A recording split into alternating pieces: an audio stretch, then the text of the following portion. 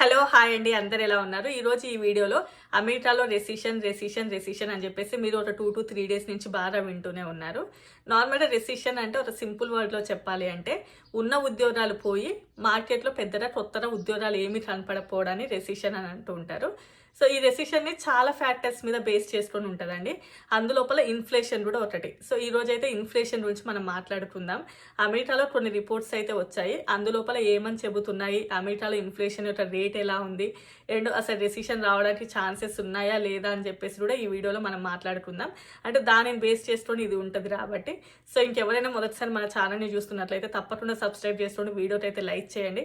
చాలా మంది వీడియోస్ చూస్తున్నారు, కాకపోతే సబ్స్క్రైబ్ చేసుకోవట్లేదు, వీడియోకి లైక్ కూడా కొట్టట్లేదు. మీరు వీడియోకి లైక్ చేస్తే నా వీడియో ఎక్కువ మంది రీచ్ అయ్యే ఛాన్సెస్ ఉంటుంది, నాకు కూడా కొంచెం బూస్టప్ ఉంటుంది రెగ్యులర్గా వీడియోస్ పెట్టడానికి. సో తప్పకుండా లైక్ అయితే చేయండి. సరే, ఇంకా టాపిక్లోకి వెళ్ళినట్లయితే ఇన్ఫ్లేషన్ అని అంటే ఏమిటి? ఇన్ఫ్లేషన్ అంటే increase in the cost of living అన్నట్లు. అంటే బ్రతకడానికి అయ్యేటటువంటి ఖర్చులు పెరగడాన్ని ఇన్ఫ్లేషన్ వచ్చింది అని అంటూ ఉంటారు. అసలు ఈ ఇన్ఫ్లేషన్ వచ్చింది అని చెప్పడానికి కొన్ని రిపోర్ట్స్ ఉంటాయి. అవేంటి అంటే సిపిఐ రిపోర్ట్స్, పిసిఈ రిపోర్ట్స్ అని చెప్పేసి. సో ఇప్పుడు ప్రొడ్యూసర్స్ ద్వారా వచ్చినటువంటి రిపోర్ట్స్ ఉంటుంది, అది సిపిఐ రిపోర్ట్స్. సిపిఐ అంటే consumer price index. Consumer price index అంటే ధరల లోపల వచ్చినటువంటి మార్పులు. అండ్ పీసీఈ అంటే పర్సనల్ కన్సంప్షన్ ఎక్స్పెండిచర్. అంటే వాటి నువ్వు కొనగలుగుతున్నావా లేదా, అసలు నువ్వు ఎఫర్ట్ చేయగలుగుతున్నావా లేదా అని చెప్పేసి అది సూచిస్తుంది అన్నట్లు. అండ్ నెక్స్ట్ థింగ్ ఏంటి అంటే ఈ సిపిఐ లోపల 2 పార్ట్స్ ఉంటాయి. ఒకటి ఏంటంటే సిపిఐ డేటా అని చెప్పేసి, ఇంకోటి కోర్ సిపిఐ డేటా.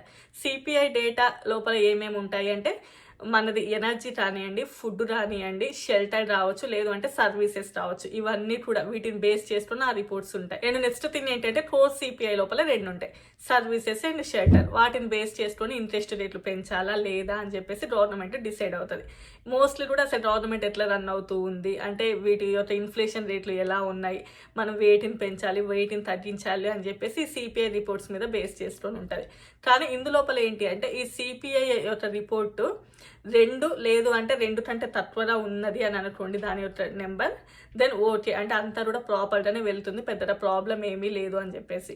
లేదు అంతకంటే ఎక్కువగా ఉంది అంటే దాని మీద ఎంత ఎక్కువగా ఉంటే అంతవరకు ఇన్ఫ్లేషన్ ఉన్నది అని చెప్పేసి దాని అర్థం.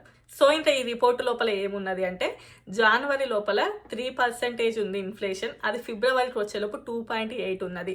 అంటే జనవరితో పోలిస్తే ఫిబ్రవరిలో ఇన్ఫ్లేషన్ రేట్ అనేది తగ్గింది.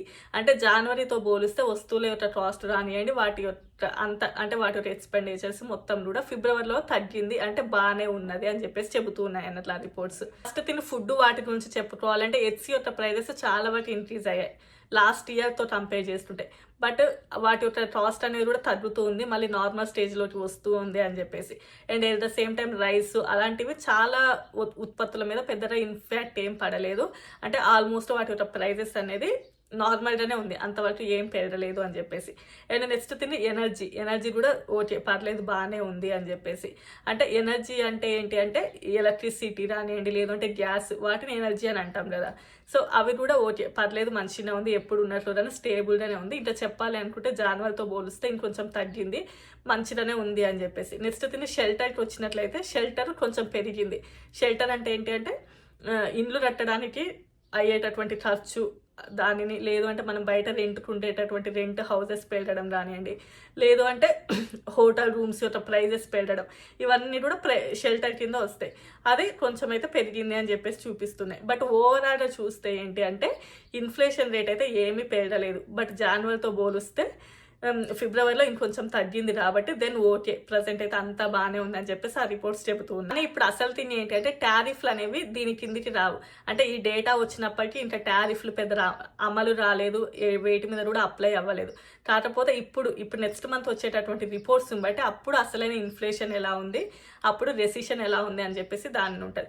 సో ప్రజెంట్ ఉన్నటువంటి ఇన్ఫ్లేషన్ బేస్ చేసుకుంటే రెసిషన్ ఏమీ లేదు, రెసిషన్ వచ్చేటటువంటి ఛాన్సెస్ కూడా చాలా వరకు తక్కువగా ఉన్నాయి అని చెప్పేసి చెబుతూ ఉన్నారు.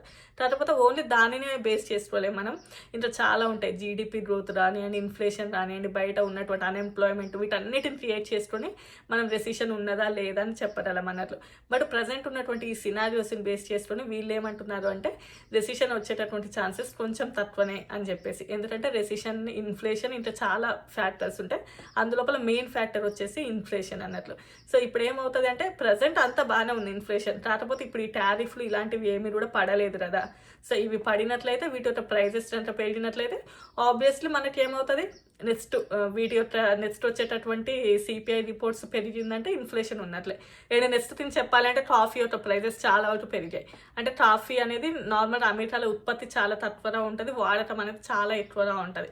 సో బ్రెజిల్ అండ్ అక్కడి నుంచి నార్మల్గా ఇంపోర్ట్ చేసుకుంటూ ఉంటారు. సో దాని యొక్క ప్రైజెస్ పెరిగాయి కాబట్టి ఆల్మోస్ట్ దాని యొక్క కాఫీ యొక్క ప్రైస్ అనేది ఆల్మోస్ట్ ఇంక్రీజ్ అయింది. సో ఇలా కంపేర్ చేసుకుంటూ పోతే ఇప్పుడు అంటే ఈ టారిఫ్లు పడినట్లయితే ఆల్మోస్ట్ అన్నిటి యొక్క ప్రైజెస్ ఇంక్రీజ్ అవుతాయి. ఇంక్రీజ్ అయిందంటే మనకి ఇన్ఫ్లేషన్ యొక్క రేటు కూడా ఆల్మోస్ట్ ఇంక్రీజ్ అవుతుంది. సో అది రెసిషన్ అవ్వడానికి ఒక చిన్నపాటి కారణం లాగా అవుతుంది అన్నట్లు. సో ఓన్లీ ఇన్ఫ్లేషన్ బేస్ చేసుకునే రెసిషన్ ఉండదు కానీ దెన్ అది కూడా, బట్ ప్రజెంట్ ఇన్ఫ్లేషన్ బేస్ చేసుకుని అయితే రెసిషన్ వచ్చేటటువంటి ఛాన్సెస్ చాలా వరకు తక్కువగా ఉన్నాయని చెప్పేసి. సో నేను నెక్స్ట్ వీడియోలో ఏంటంటే అసలు రెసిషన్ రావడానికి ఏమేమి ఫ్యాక్టర్స్ యూజ్ అవుతాయి, ఆ ఫ్యాక్టర్స్ ప్రజెంట్ ఎలా ఉన్నాయని అమెరికాలో చెబుతున్నారు, దీని మీద ట్రంప్ అసలు ఏం మాట్లాడారు, అతను రెసిషన్ వస్తుంది అని ఒక ఇవ్విలేటర్ అడిగారు తనని, దాని గురించి అతను ఏం మాట్లాడారు, ఇవన్నీ కూడా నేను రేపటి వీడియోలో మీతో అయితే చెప్తాను. సో తప్పకుండా నా వీడియోని అయితే ఫాలో అవుతూ ఉండండి, మంచి మంచి అప్డేట్స్ అయితే వస్తూ ఉంటాయి. Bye bye.